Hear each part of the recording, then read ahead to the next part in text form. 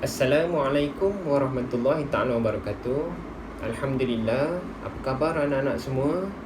Saya harap anak-anak semua berada di dalam keadaan yang sihat walafiat, insya-Allah.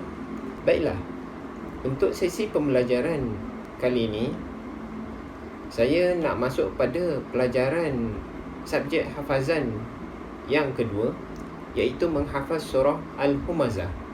Al-Humazah ini bermaksud pengumpat. Al-Humazah di dalam bahasa Arab diterjemahkan ke dalam bahasa Melayu bermaksud pengumpat.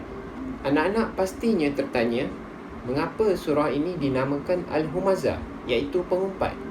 Surah ini dinamakan sedemikian kerana di dalam surah ini Allah menceritakan mereka yang membuat perbuatan sedemikian, Allah akan datangkan kepada mereka siksaan yang sangat dahsyat. Surah ini secara umumnya menceritakan pada semua pengumpat, pencela, pengeji, penghina, dan Allah beri kepada mereka gambaran ancaman pada mereka yang melakukan perbuatan sebegini. Di dalam surah Al-Humazah, Allah menceritakan ancaman yang bakal diterima oleh mereka yang melakukan perbuatan sebegini, iaitu mereka ini diikat pada tiang dan mereka ini ditiup api. Tiupan api yang kena pada diri mereka ini seperti mereka berada di dalam satu tempat yang tertutup.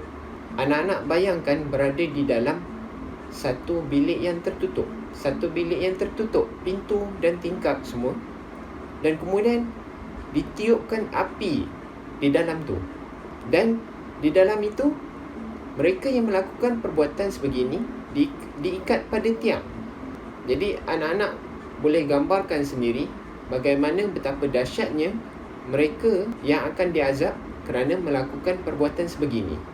Sedangkan di dalam dunia ini, jika bangunan terbakar dan segala pintu keluar tertutup, kita yang terperangkap di dalamnya pun akan terasa hangatnya api tersebut. Bukan setakat kita terasa hangatnya, tetapi kita juga bakal akan merasa sesak nafas hasil daripada asap pembakaran tersebut. Jadi di akhirat mereka melakukan perbuatan sebegini, Allah akan mengazab mereka sedemikian.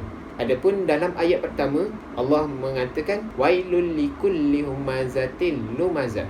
Ada dua yang Allah sebutkan di sini yang mendapat kecelakaan di hari akhirat. Al-Humazah itu adalah pengumpat dan Lumazah itu adalah pengeji, penghina. Jadi Humazah ni mereka yang melakukan satu perbuatan yang buruk terhadap orang lain di belakang pengetahuan mereka.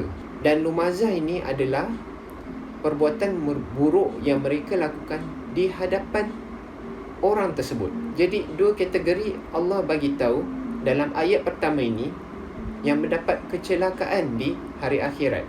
Mereka yang melakukan perbuatan buruk tanpa pengetahuan orang tersebut, dan juga orang yang melakukan perbuatan buruk di hadapan ataupun dalam pengetahuan orang tersebut.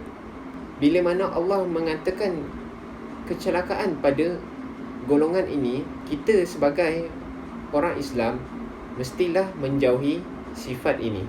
Jangan kerana kita terlalu benci pada seseorang, kita sanggup melakukan perbuatan buruk terhadap seseorang itu, mahupun secara depan dia ataupun di belakangnya. Jadi anak-anak mestilah berhati-hati agar tidak melakukan perbuatan buruk ini. Dan saya doakan agar Allah Subhanahu Wa Taala melindungi dan menjaga anak-anak semua daripada perbuatan buruk ini. Itulah serba sedikit kisah mengenai surah Al-Humazah.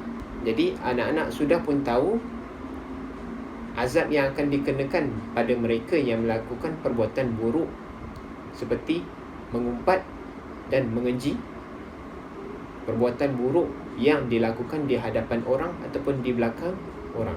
Dan untuk tugasan kali ini, saya nak anak-anak semua menghafaz surah Al-Humazah ayat 1 dan 2, ayat 1 dan 2 sahaja. Dan tugasan ini anak-anak tidak perlu hantar ke dalam grup kelas kerana memandangkan pada minggu depan kita dah pun mula bersekolah secara bersemuka. Jadi pada minggu depan di dalam kelas masing-masing, guru masing-masing akan mentasmik hafazan anak-anak semua. Baiklah, di kesempatan ini juga saya ingin mengingatkan pada ibu bapa dan anak-anak semua agar dapat menyediakan tisu basah, hand sanitizer dan juga topeng muka untuk keperluan anak-anak di sekolah. Dan di kesempatan ini juga saya ingin mengucapkan sekali lagi selamat kembali ke sekolah.